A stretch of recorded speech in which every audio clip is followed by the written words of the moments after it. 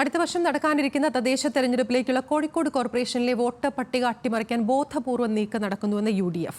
Voter പട്ടിക പുതുക്കാൻ നിയോഗിച്ച ഉദ്യോഗസ്ഥർ ഇടതുപക്ഷ ആഭിമുഖ്യമുള്ള NGO യൂണിയൻ പ്രവർത്തകരാണെന്നാണ് UDF കൗൺസിലർമാരുടെ ആരോപണം അടിസ്ഥാനരഹിതമാണെന്ന് LDF.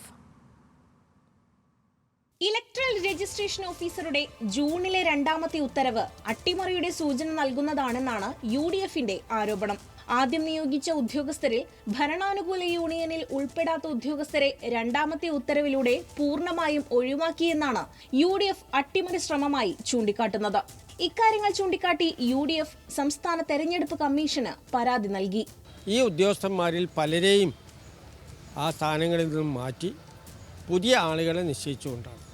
ആ പുതിയ ആളുകളെ പഴയ നിലവിലുണ്ടായിരുന്ന ആളുകളെ മാറ്റം ആണ് ഞങ്ങൾ ഇതിൽ സംശയിക്കുന്നത്. കാരണം ആ മാറ്റത്തോടുകൂടി ഏതാണ്ട് 99% ഈ ഹിയറിംഗ് ഉദ്യോഗസ്ഥന്മാർ അല്ലെങ്കിൽ തെരഞ്ഞെടുപ്പ് ഡ്യൂട്ടിയിൽ നിശ്ചയിക്കപ്പെട്ട 10-24 പേരും ഇവിടുത്തെ NGO യൂണിയൻ്റെ പ്രവർത്തകന്മാരാണ്. ഇലക്ഷൻ കമ്മീഷന്റെ മാർഗനിർദ്ദേശങ്ങൾ അനുസരിച്ചാണ് ഉദ്യോഗസ്ഥരെ വിന്യസിക്കുന്നത്.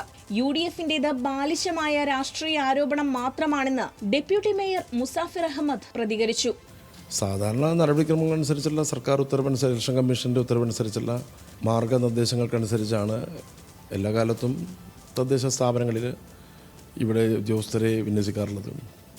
അത് ചുമതലപ്പെട്ട ഉദ്യോഗസ്ഥരുടെ അധികാരപരിധിയിൽ നിന്നുള്ള ഉത്തരവാണ് സാധാരണ പുറപ്പെടുവിക്കാറുള്ളത്.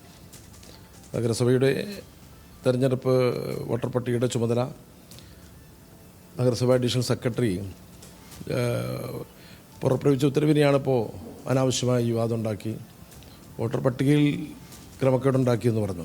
വാർഡ് വിഭജനം സംബന്ധിച്ച് ഇതേ ഉദ്യോഗസ്ഥരും ഭരണപക്ഷ നേതാക്കളും ചേർന്ന് തയ്യാറാക്കുന്ന കരട് രേഖയും അട്ടിമറി ശ്രമത്തിന്റെ ഭാഗമാണെന്ന് UDFന്റെ വ്യാഖ്യാനം. വിഷയത്തിൽ വരും ദിവസങ്ങളിൽ തുടർ സമരം സംഘടിപ്പിക്കാനാണ് UDF തീരുമാനം. ന്യൂസ് മലയാളം, കോഴിക്കോട്.